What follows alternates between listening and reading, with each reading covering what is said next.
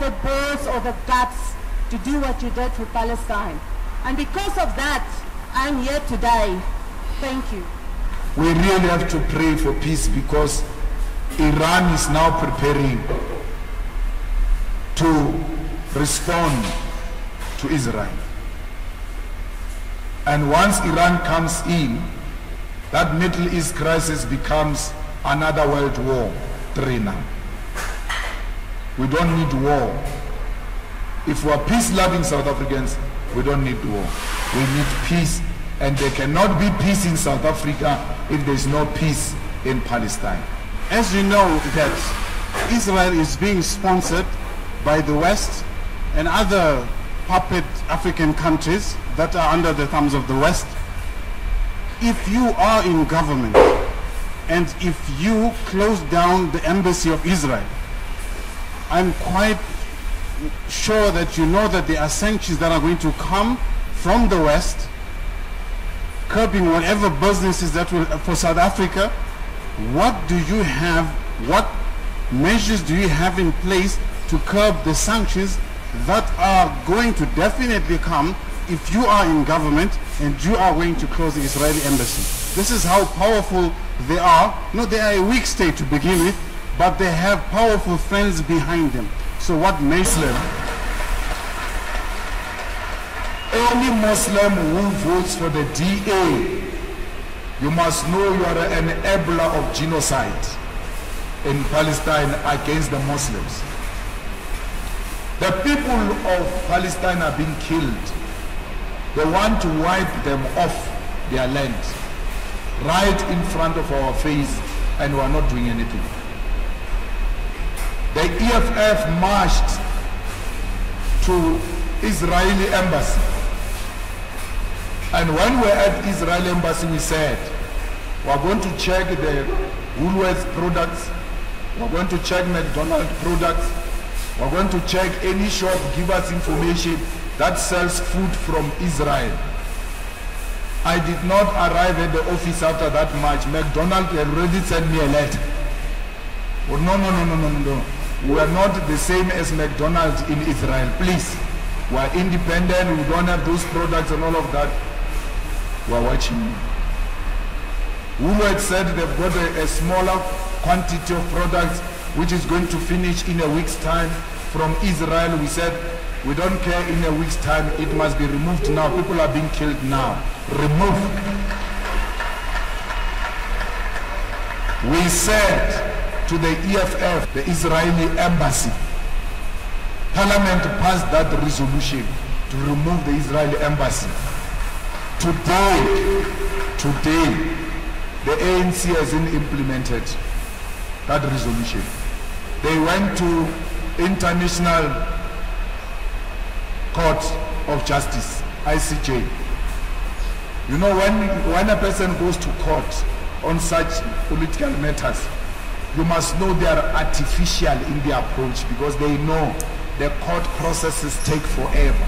So they are buying themselves time so that they look like they are doing something. Doing something means remove the Israeli embassy, which is practical, which can be done tomorrow. Ramaphosa came here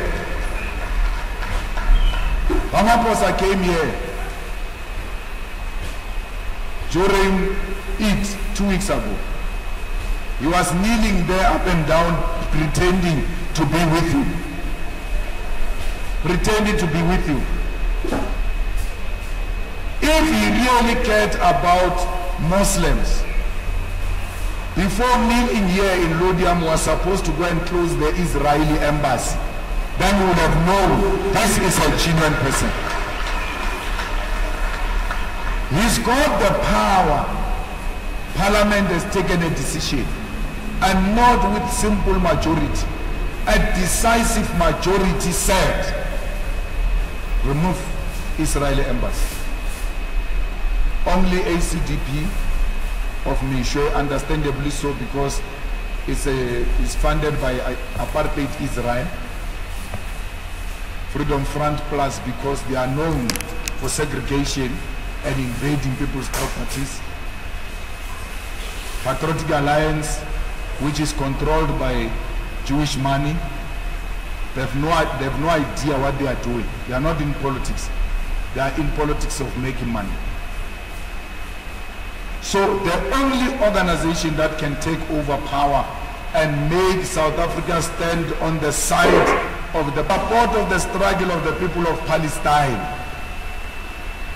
even if you want to sell out, there are 3 ballots there. One of those ballots you must dedicate it to Palestine and say, I'm so conflicted because my party is selling out on this, but the EFF, I shall give it at least 1 vote, and that vote is Palestine, because I don't agree with them on land, I don't agree with them on that, but on this one, they shall receive at least 1 vote from me.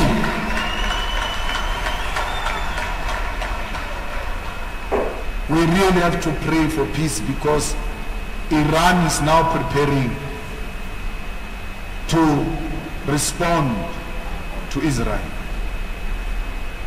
And once Iran comes in, that Middle East crisis becomes another World War III now.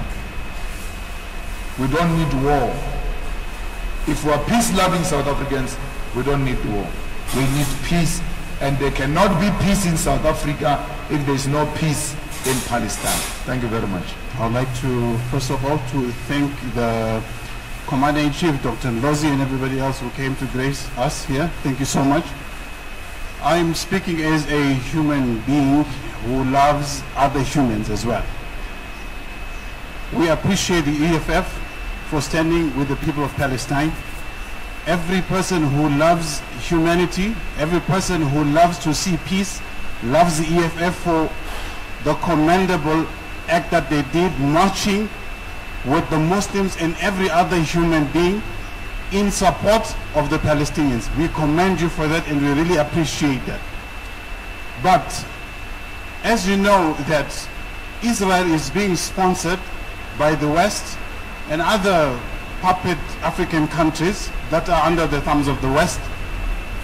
If you are in government and if you close down the embassy of Israel, I'm quite sure that you know that there are sanctions that are going to come from the West, curbing whatever businesses that will for South Africa.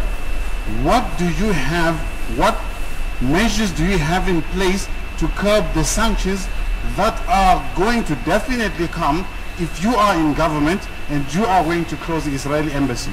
This is how powerful they are. No, they are a weak state to begin with, but they have powerful friends behind them. So what measures do you have in place just in case the sanctions are imposed in the country of South Africa? Thank you so much. We're not scared of sanctions, my brother. We've got BRICS. In BRICS, we are trying to create alternative markets and economies. Let them come for sanctions against us. But we will not stop standing on the side of humanity because of scaremongering of sanctions. The world is evolving now. If there is something they say they will no longer buy from us, we'll sell it to other people. If they say to us they will no longer sell us the German machines, that will be good. We must produce our own cars and then sell to the continent and the world.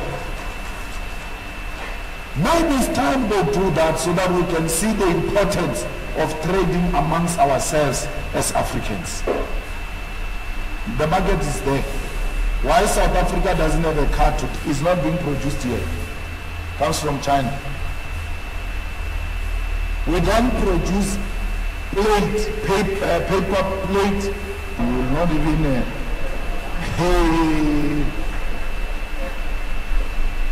they are not saying bring back my scarf tin, bring back the Tupperware. Imagine we can build that here and revive manufacturing industry of South Africa. And not only for here. Remember, we've got Africa. We produce here for ourselves and we sell to the continent. The people of Africa love South Africa. And any product from South Africa, they will support it. Assalamu alaikum wa rahmatullahi wa barakatuh. Salute to the government in waiting.